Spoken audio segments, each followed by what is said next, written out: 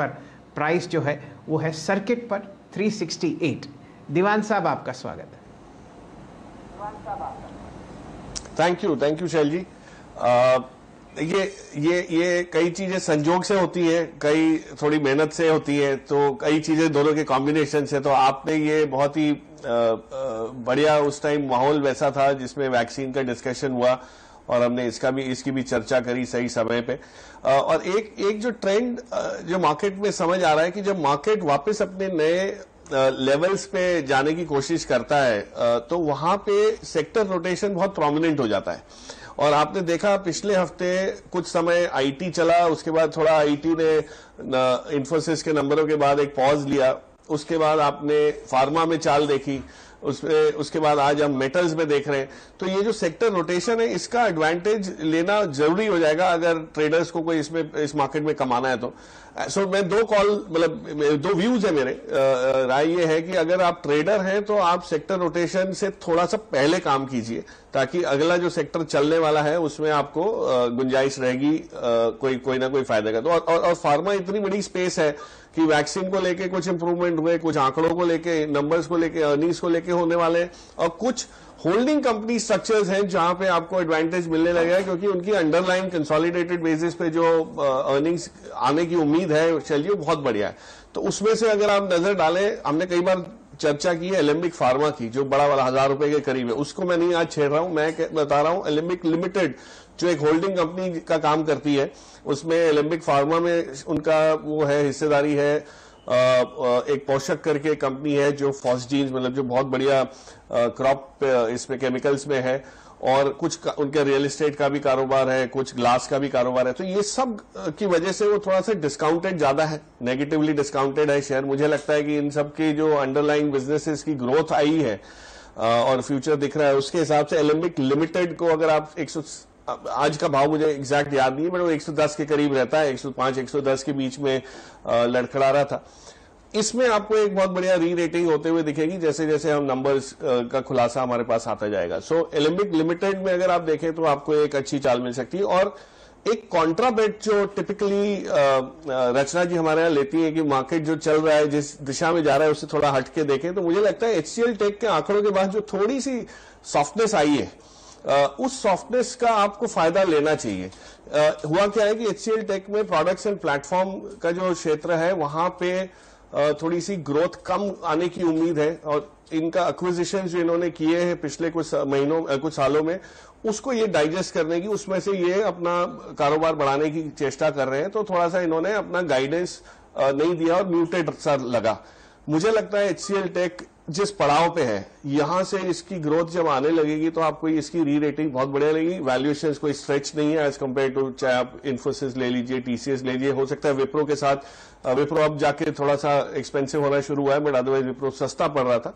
यही चीज जैसी विप्रो में आपको दिखी है वैसी एक री रेटिंग एचसीएल टेक में भी काफी शॉर्ट समय में मिल सकती है। तो इसके लिए अवधि भी बहुत लंबी नहीं रखनी, बट एचसीएल टेक को यहां से अगर आप देखें तो करीब 200-250 रुपए की अपसाइड आपको अगले 2 तिमाही में मिल सकती है, विच इज रफली अबाउट 30% अपसाइड। तो ये जो 25-30% की अपसाइड के लिए बहुत बढ़िया आपको अपॉर्चुनिटी एंट्री के लिए आज दे रहा है। पर यहाँ पर मार्केट कैपिटलाइजेशन लगभग 1200 करोड़ रुपए और टॉप लाइन आप देखिए लगभग है 1760। तो बहुत सारे ऐसे एसेट्स हैं मेटल स्पेस में जो अभी भी उनकी सेल्स मार्केट कैपिटलाइजेशन से ज्यादा है। शैल जी, कंप्लायंस के कारण की वजह से इस पे तो मैं टिप्पणी नहीं दे पाऊंगा, बट इस स्पेस में ये आज जो जिस टाइप का मोमेंटम है उसमें, और मैंने टिकर पे काफी समय देखा भी आते हुए, टाटा स्टील लॉन्ग प्रोडक्ट्स की बात कर रहा हूं मैं, वो टाटा बीएसएल और टाटा स्टील लॉन्ग प्रोडक्ट्स साथ साथ हमारे टिकर पे आ रहे थे।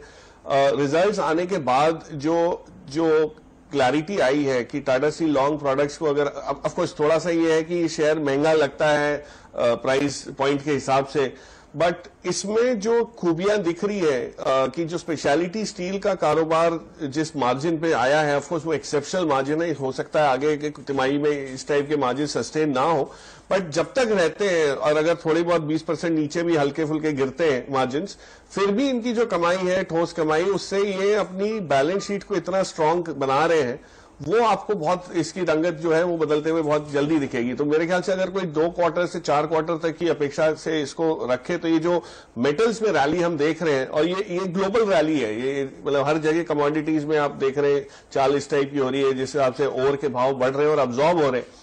मुझे लगता है टाटा स्टील लॉन्ग प्रोडक्ट्स में भी लॉन्ग टर्म बेसिस पे निवेश कर सकते हैं, और जो इसका मर्जर पेंडिंग है वो मर्जर भी अगर होगा तो वो भी ईपीएस एक्रेटिव होगा। तो हर महीने में इसमें एडवांटेजेस आपको मिलेंगे। टाटा ग्रुप की कंपनी है तो क्वालिटी ऑफ कॉर्पोरेट गवर्नेंस का कोई इशू नहीं है। तो मुझे लगता है ये स्पेस में से आपको इसको थोड़ा सा इसमें एक्सपोजर लेना चाहिए और लॉन्ग टर्म बेसिस पे पोर्टफोलियो में रखना चाहिए। कि हाई लगभग 800 से ये रिट्रेस होके अब अपने 100 डेमा, 50 डेमा और 200 डेमा के क्लस्टर के आसपास आया भी, वहां से एक पुल बैक भी लिया। आप बैंकिंग में एग्जैक्टली एक्सेस को कहां प्लेस करेंगे इस वक्त, और आपकी प्रेफर्ड पिक्स में है क्या ये इस वक्त? ये सो वीरू देखिए, जो आईसीआईसीआई बैंक के आंकड़े आए हैं उसमें जो अच्छाई क्या दिखी, झलकी ये है कि आपने कॉर्पोरेट फेसिंग बैंक होते हुए भी आईसीआईसीआई बैंक को रिटेल में 20% ग्रोथ दिखाई। अब ये तो उम्मीद थी नहीं, ये तो हम नॉर्मली उम्मीद करते हैं कि एचडीएफसी बैंक या कोटक बैंक ही दिखा सकता है क्योंकि रिटेल फोकस उनका ज्यादा है। बट आईसीआईसीआई बैंक का जो रीस्ट्रक्चरिंग हुआ है उसके बाद जो इन्होंने कॉर्पोरेट के साथ साथ जो अपनी रिटेल बुक को भी बढ़ाने की कोशिश की है और बहुत बढ़िया तरीके से बढ़ाई है, बिना कोई एनपीए की एक्रीशन के बढ़ाई है। अगर एक्सेस में आपको इस टाइप की कोई झलक दिखती है कि स्ट्रैटेजी काम आ रही है, मार्केट शेयर बिल्डअप होने की, जो पीएसयू बैंक्स की तरफ से जो मार्केट शेयर इन लोग को हासिल हो रहा है, अगर उसमें बढ़त होती है तो। बट एक्सिस के साथ एक इश्यू हमेशा रहा है कि वो बहुत कंजर्वेटिव रहे और उनकी प्रोविजनिंग बहुत ज्यादा रहती है, तो वो थोड़ा सा आपको प्रेशर प्रॉफिट्स पर दिखता है। तो अगर आप प्रॉफिट के नंबर्स की तरफ ना जाएं और सिर्फ क्वालिटी ऑफ द बुक या ग्रोथ की तरफ जाएं, बुक को ग्रो होते हुए भी देखें और एनपीए भी नया बढ़े, उस लिहाज से axis might probably be a pleasant surprise, वहां भी इंप्रूवमेंट आ सकता है। और कहीं ना कहीं ये क्राइसिस ढलने के बाद वीरेंद्र सबसे अच्छी चीज होगी कि जो प्रोविजनिंग, हेवी प्रोविजनिंग वाली बैंक्स हैं, बैलेंस शीट्स हैं, उसमें आपको वापस राइट बैक्स होते हुए दिखता है तो बहुत बड़ा फायदा चमकता है। वो आपको अगले क्वार्टर में शायद दिखेगा या सितंबर एंड के क्वार्टर में दिखेगा। तो जिसके पास थोड़ा सा नजरिया उस टाइप का हो, वैसे टैक्टिकल पोजिशनल कॉल लेना चाहे तो ले सकता है। बट सिर्फ रिजल्ट्स की वजह से लेने में मेरी रिकमेंडेशन इस पे नहीं है या कोई इस टाइप का झुकाव नहीं है। बट आईसीआईसीआई बैंक के नंबर्स के बाद ये सारी बैंक्स को रीविजिट करना जरूरी हो गया, इंक्लूडिंग एसबीआई। वहां भी आपको एक बहुत बढ़िया बैलेंस दिखेगा कॉर्पोरेट और रिटेल बुक का, और ग्रोथ जैसी आएगी उसकी भी री रेटिंग वापस जो दौर हमने देखा था पिछली तिमाही के नंबर्स के बाद शुरू हुआ था और फिर वापस थम गया, वो वापस एक रिजम्पशन उसमें आ सकता है। एक्सिस बैंक पर मेरे ख्याल से शैल जी, जैसे हमने बात की थी रिजल्ट से पहले, एक्सिस बैंक बहुत कंजर्वेटिव रहा है पिछले सारे साल, और जितनी भी प्रोविजनिंग की क्वालिटी, एसेट क्वालिटी में इंप्रूवमेंट आप देख रहे हैं, कोई नए बैड अकाउंट्स ऐड नहीं हुए, उस लिहाज से इसमें डेफिनेटली इसका जो पुराना हाई था इसको ये टेस्ट करेगा और उसके बाद कंसोलिडेट अच्छी तरह होके आपको 4 डिजिट्स में भी जाने की पूरी ताकत रखता है। आईसीआईसीआई बैंक ने सलामी भरी और एक्सिस बैंक ने उसका साथ दिया। इस टाइप का ये आपको कॉर्पोरेट फेसिंग बैंक्स में से इंडिकेशन मिल रहे हैं। तो I agree with most of the target जो यातिन बता रहे हैं, वो उस लाइंस पे आप डेफिनेटली एक्सपेक्ट कर सकते हैं। आपकी कोई रणनीति होगी कल्याणी स्टील पर? यहां पर भी आप देखिए लगभग 1490 करोड़ का मार्केट कैपिटलाइजेशन है, और अगर आप टॉप लाइन देखें तो इनकी लगभग 1200 करोड़ की आपको आती हुई दिखेगी सन 2021 की। कल्याणी स्टील आपके लिए? चल जी, अनफॉर्चुनेटली मैंने रीसेंट टाइम्स में आंकड़े बहुत ध्यान से नहीं देखे, बट एक चीज कहना चाहूंगा कि ये वही क्षेत्र है जो स्पेशलिटी स्टील वाला, जिसका हम कुछ समय पहले अभी जिक्र कर रहे थे जब टाटा स्टील लॉन्ग प्रोडक्ट्स की मैंने बात की, कि स्टील में जो बेसिक स्टील प्रोड्यूसर हैं, उसके बाद अब आपके ये स्पेशलिटी स्टील वाले हैं, और फिर स्टील इंटरमीडिएट्स वाले जो लोग हैं, वो हर एक वैल्यू चेन में आपके पास सभी चीजें चलेंगी। तो आज अगर आप देखें जो स्टील के उत्पादन का बोलबाला है और प्राइसिंग इतनी बढ़िया आपको मेंटेन हो रही है, ये नहीं कि प्राइस हाइक हुए और फिर कुछ समय छोटे समय के लिए अवधि के लिए रहे और वापस रिवर्स हो गए, ऐसा नहीं है। ये प्राइस सस्टेन हो रहे हैं, तो स्पेशलिटी स्टील में वैल्यू एडिशन की मात्रा और भी ज्यादा हो जाती है। सो उस लिहाज से देखें तो ये सभी अच्छी कंपनीज हैं। एक और भी इस टाइप की कंपनी आपने एक बार पहले इसका भी जिक्र किया था, वर्धमान स्टील को लेके। तो मैं ये कह रहा हूं कि जो कैटेगरी है इस स्टील सेगमेंट की, इसमें अब हर जगह आपको मुंह दिखेगा और फाइनल मुंह आपको दिखेगा जो कंज्यूमेबल इसमें जाते हैं, जो ग्रेफाइट और कार्बन वाली जो कंपनीज हैं, जैसे रेन इंडस्ट्री हो गई। आज आपने देखा है कि रेन इंडस्ट्री का जो वॉल्यूम जिस टाइप का ब्रेकआउट आज दिखा है, जिस टाइप की उसमें डिमांड वापस आती हुई दिख रही, हो सकता है कि ये स्टील का रन जो चल रहा है इससे काफी ऐसी कंपनीज को फायदा हो जाए। जैसे हमने HEG ग्रेफाइट को पहले देखा, अब ये रेन इंडस्ट्री में भी हावी होने लगा है। तो ये सारा जो बेनिफिट एक्सपैंड हो रहा है उसकी वजह से, और रेन में तो खास ये एडवांटेज रहेगा कि वो डीलेवरेज कर पाएंगे अपने आप को, बैलेंस शीट और भी स्ट्रांग हो जाएगी अगर फ्री कैश फ्लो जनरेट हुआ तो रियलाइजेशंस बढ़ते हैं, आपकी कैपेसिटी यूटिलाइजेशन वॉल्यूम के हिसाब से बढ़ती है। तो ये सब फायदे आपको अगले 3-4-6 महीने में उस आंकड़ों में झलकना शुरू हो जाएंगे। सो मेरे हिसाब से सारी steel company, speciality steel companies में भी एक री रेटिंग का दौर है जो ड्यू। और कल्याणी तो ग्रुप की मतलब कोई वैसी भी बात नहीं है, चिंता नहीं है, और अच्छा ग्रुप है। इनके पास एंड यूसेज की भी पूरी मात्रा में क्षमता है कि अब्सॉर्ब कर पाए। सो उस लिहाज से definitely it is well poised, but मैंने बहुत स्पेसिफिकली नंबर्स रिसेंट टाइम्स में नहीं देखे। सेक्टर पर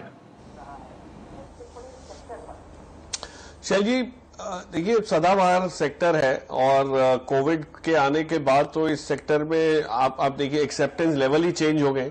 और इनमें जो पिछले हफ्ते आईसीआईसीआई प्रू के जब नंबर्स आए थे तो उसमें आपको एक चीज समझ आई कि जो value of new business growth दिखा रही हैं ये सब कंपनीज, डबल डिजिट टाइप जो ग्रोथ आ रहे हैं, वो इसीलिए आ रहे हैं कि हर एक कंपनी ग्रो हो रही है। ये नहीं है कि मार्केट सिर्फ झुकाव एक दो कंपनीज की तरफ है, एक दो ब्रांड्स की तरफ है और बाकी के कॉस्ट पे ये ग्रो हो रहे हैं।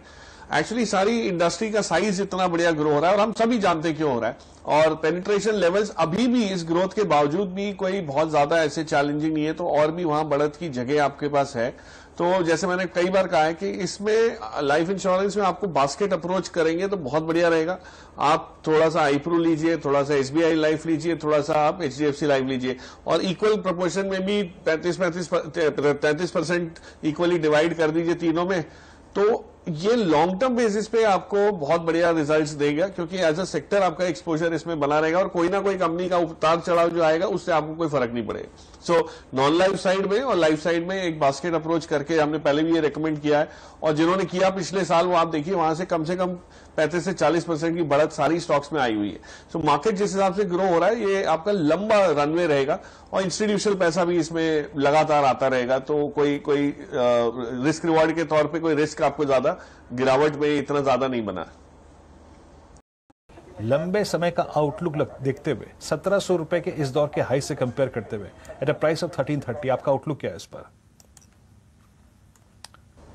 प्रकाश दीवान जी। वीरेंद्र, देखिए कंपनी और प्रोडक्ट रेंज और जो पोजीशनिंग है इसकी, इसमें तो कोई संदेह है नहीं कि क्वालिटी में या इस टाइप में कि ये परफॉर्मर नहीं रहा है। इनफैक्ट पिछले लॉकडाउन में जिस हिसाब से इसने बढ़त हासिल की थी और जो नंबर्स में इंप्रूवमेंट भी बहुत जल्द दिखाया लॉकडाउन होते हुए भी, मुझे लगता है कि जैसे ही ये परिस्थिति इंप्रूव होगी, इसमें एक आप याद रखिएगा इनका जो कंपोनेंट होता है इनपुट साइड में, रबर की जो मात्रा होती है वो काफी बड़ी होती है, उसकी कॉस्ट एलिमेंट इसमें रॉ मटेरियल कॉस्ट में रहता है।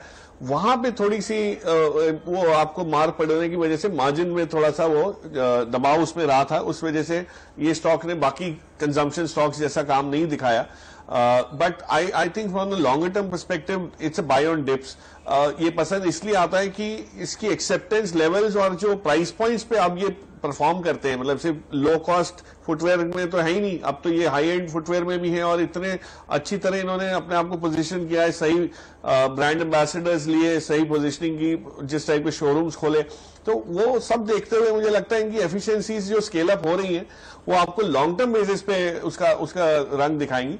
अभी इमीडिएट बेसिस पे कोई इंपैक्ट शायद नहीं आएगा। इनफैक्ट इस तिमाही में थोड़े से आंकड़ों में प्रेशर इस वजह से मार्जिन की वजह से रहेगा, जो मैंने समझाया रॉ मटेरियल की कॉस्ट को लेके। बट कोई भी डिप आपको मिले तो ये on a long term basis ये बाइंग अपॉर्चुनिटी आपको जरूर देगा। क्या है सर, और आप इस वक्त चेज क्या कर रहे हैं? आपका टॉप कन्विक्शन ट्रेड क्या है इस वक्त? क्या अपॉर्चुनिटी बाजार में आपको अट्रैक्ट कर रही है इस वक्त?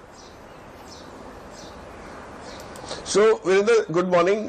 देखिए, जो अप्रोच है, जो समझ आ रहा है इसको देख के, एक्टिविटी को देख के, जिस टाइप से DII इसकी बाइंग थोड़ी सी बड़ी है और FI इसकी सेलिंग, ऑफ कोर्स हम समझ सकते हैं कि जो आपका बॉन्ड यील्ड्स 1.6 तक वापस जो खींच के चली गई है, उसकी वजह से थोड़ा सा सॉफ्टनेस है वहां पे।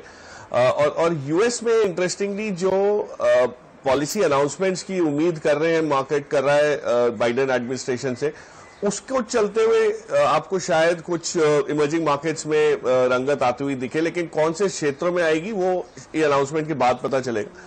सो देयर इज एन एक्सपेक्टेशन कि काफी चीजें नई आ सकती है अनाउंसमेंट के तौर पे, और उस लिहाज से थोड़ा सा मार्केट FIs की तरफ से पॉज ले रहा है। बट डोमेस्टिक मार्केट में अभी तक जो रिजल्ट्स आए हैं, जो of course it's too early, result season की शुरुआत हुई है, अप्रैल का महीना नॉर्मली अच्छी कंपनीज के नतीजों का रहता है, तो सारे ही आंकड़े अच्छे दिख रहे हैं। बट एक चीज समझ आ रही है कि मार्च तक के जो नंबर्स हैं उसमें जो इम्प्रूवमेंट दिख रहा है वो थोड़ा सा सस्टेनेबल है कि नहीं, वो लोगों को क्वेश्चन होगा। इसलिए फोकस आपका स्पेशलिटी केमिकल्स पे और इस मेटल्स पे, जो ग्लोबल चीजें हैं, जो एक्सपोर्ट ओरिएंटेड चीजें, ताकि डोमेस्टिक स्लो डाउन से उनको कोई फर्क ना पड़े। सो हफ्ते पहले भी मैंने कहा था, ये लॉकडाउन की वजह से आपको प्रोसेस इंडस्ट्री पे इतना मार नहीं पड़ता जितना इसमें पड़ता है, जहां पे फैब्रिकेशन, मैनुअल लेबर इन्वॉल्व है, असेंबली लाइंस हैं, लोगों की प्रेजेंस की जरूरत पड़ती है। सो उस लिहाज से आप देखें तो स्टॉक स्पेसिफिक अप्रोच रखें, फार्मा, केमिकल्स, मेटल्स, और टू सम एक्सटेंट मुझे लगता है आपको एक कैपिटल गुड्स में भी एक्टिविटी दिखेगी। फ्रॉम अ ट्रेडिंग पर्सपेक्टिव अगर आप देखें तो जिस टाइप का L&T में थोड़ा सा बिल्डअप आया है, डिलीवरी बेस्ड बाइंग हो रही है, इंस्टीट्यूशनल है ऑफ कोर्स, ये इस वैल्यू पे मुझे नहीं लगता। हमने कुछ समय पहले 1650 पे डिस्कस किया था कि बहुत अच्छा लग रहा है, आगे 2-3 साल अच्छे जा सकते हैं, वहां से थोड़ा सा ये सॉफ्ट आपको मिल रहा है वैल्यूएशन के तौर पे, तो उसको देखा जा सकता है। बट अगर कोई मिड कैप चुनना हो तो मुझे लगता है कमोडिटी स्पेस में एक इंटरेस्टिंग डेवलपमेंट हुआ, ये जो सुएज कैनाल के ब्लॉकेज को लेके, और वो ये था कि कॉफी की एक्सपोर्ट इंपोर्ट में थोड़ी सी रुकावट आई और शॉर्टेजेस क्रिएट होने लगी। तो मुझे लगता है जिस हिसाब से domestic coffee Reliance dependability Tata coffee की है, ये एक ऐसी स्पेस में है जहां पे ऑफ कोर्स उसके और भी कारोबार हैं, आप जानते ही सारे स्टारबक्स का जो बिजनेस है वो स्लो होने की वजह से आज ये स्टॉक आपको थोड़ा सा सॉफ्ट वैल्यूएशन पे मिल रहा है। इनफैक्ट जो इंडस्ट्री वैल्यूएशन उसके आधी वैल्यूएशन पे मिल रहा है। मुझे लगता है टाटा कॉफी को अगर कोई लेके रखना चाहे एटलीस्ट एक आध साल के लिए, तो इसमें एक बहुत बड़ी री रेटिंग आने की उम्मीद है, क्योंकि इनकी इन्वेंट्री, इनका जो चाय और कॉफी की प्लांटेशंस का कारोबार है, उसमें से इनको इंक्रीमेंटली काफी वैल्यू एडिशन आ सकता है। और जैसे ही रिवाइवल होगा तो आप वो तो देख ही रहे जिस हिसाब से पिछले साल हुआ था रिवाइवल के हिसाब से। बट मुझे लगता है टाटा कॉफी, और जनरली इस स्टॉक की डिस्कशन ज्यादा हम करते नहीं क्योंकि थोड़ा सा छोटा मार्केट कैप वाला स्टॉक है, 2400-2500 करोड़ वाली मार्केट कैप है, लेकिन बिजनेस बहुत स्ट्रांग है, पेडिग्री बहुत स्ट्रांग है, वैल्यूएशन आपको कंफर्टेबल मिलेंगे।